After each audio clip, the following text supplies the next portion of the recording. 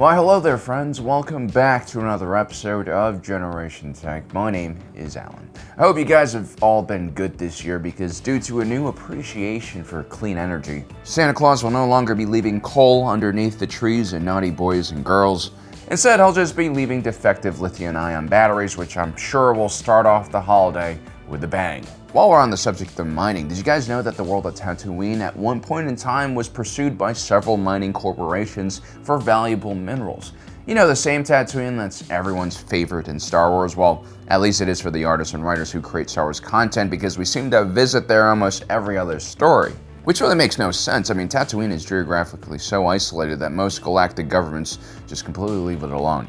You gotta really try hard to get to Tatooine. It's not on the way to anything. And when you finally arrive there, you'll only find some sand and a tiny bit of moisture in the form of tears, which is the result of many broken dreams. Yet everyone who's someone eventually makes it to Tatooine. The Skywalkers, Kenobi, Maul, Rey, Boba Fett, and Din Djarin. So I guess today's question is, who exactly rules this extremely important planet that doesn't seem important at all?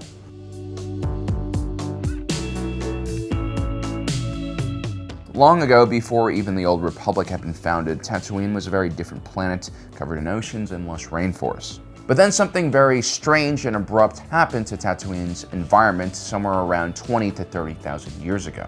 Legends say that a group of people known as the Kumkumga had developed a technologically advanced society on the planet at that time, and that drew the attention of the Rakatan Infinite Empire, a powerful organization made up of dark side force sensitives. The Kumkumga lost control of their planet and also their own livelihoods and were enslaved. When they eventually tried to rebel and overthrow their Rakatan overlords, the Rakatan just glassed their planet using orbital bombardment. This apparently is the reason why Tatooine is now such a desolate desert planet.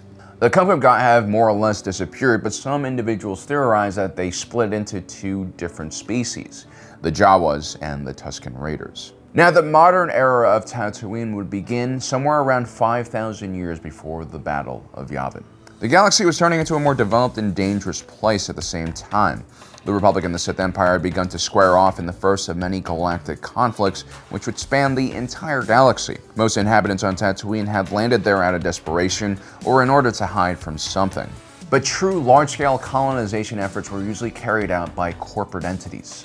In 4200 BBY, Anchorhead was established by a mining company, and it became one of the oldest settlements still in existence on the planet. Mining corpos would come to Tatooine in the search for easy access to minerals. Eventually, Surzica Corporation, they're the ones behind all of those slug throwers you see everywhere on Tatooine, made a push to construct one of the largest mining operations in the planet's history. But after some initial surveys, Surzica realized that Tatooine could not sustain such a large operation.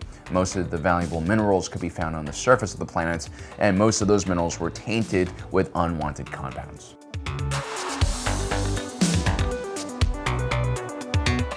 Despite Surzica's own failures, many other mining corporations would come and leave after figuring out that Tatooine was essentially a worthless place to visit. These mining corporations left behind prefab housing and of course those large sand crawlers, and also set up the limited infrastructure you see on the planet. But because no large-scale mining operation ever took root on Tatooine, it wasn't economically attractive to give Tatooine Republic membership. And so, for the most part, you had a completely wild planet where power was completely decentralized and spread amongst the many small towns, settlements, and homesteads.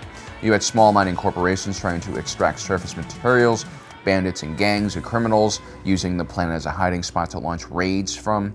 You had colonists and farmers looking to make enough to feed their family, and of course you had the Tusken Raiders who hated everyone and saw all off-worlders and their technology as blasphemy. And then you also had the Jawas who stole and sold to everyone they could find.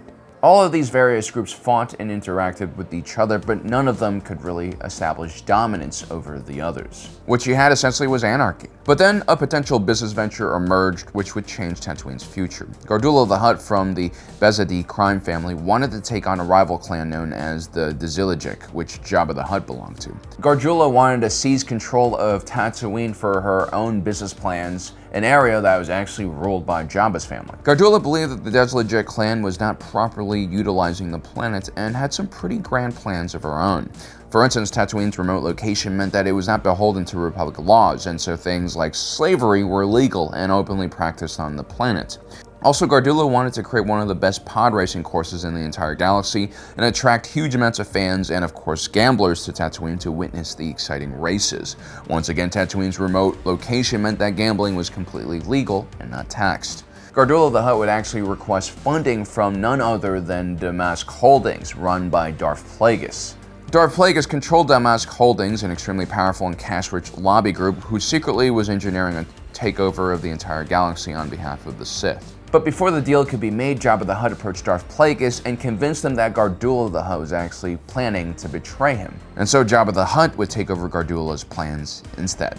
Now, Jabba the Hutt had already been on the planet since 516 BBY. He had taken refuge in an old Bomar monastery and had established his own base of operations there. In the early days, Jabba the Hutt was all about gun running and smuggling. Tatooine was located in a remote area of the galaxy, which also happened to be in the crossroads of several Arcanus sector hyperspace lanes. And so while Tatooine didn't really produce anything of worth that could be exported, it was in the middle of several smuggler lanes and became a very important smuggler way station. Over the years, Jabba began to see the planet as his own, but his governance of the planet, if it could even be called that, was just like a large extortion racket. Jabba's thugs would go around to major settlements and demand a protection tax, and during more rough times like when the Great Drought occurred, Jabba's tax collectors also collected water. This money and water, of course, would not be redistributed amongst Tatooine's inhabitants. Instead, Jabba the Hutt would just keep everything, and he would just use fear and his thugs to maintain control. By the time the Bootna Eve Classic occurred, that was Gardula the Hutt's big project, Jabba the Hutt had asserted his dominance over the planet. During the Clone Wars, Jabba the Hutt would align himself with the Shadow Collective in order to avoid bloodshed. And when the Empire rose, Jabba the Hutt would once again try to cooperate with a more powerful entity in order to survive. Both during the Clone Wars and during the rise of the Empire, the entire Hutt Council was slaughtered by some outside force, all except Jabba the Hutt. He is a survivor for sure. Rebel Princess Leia Organa would choke him to death during an outing to the Great Dune Sea.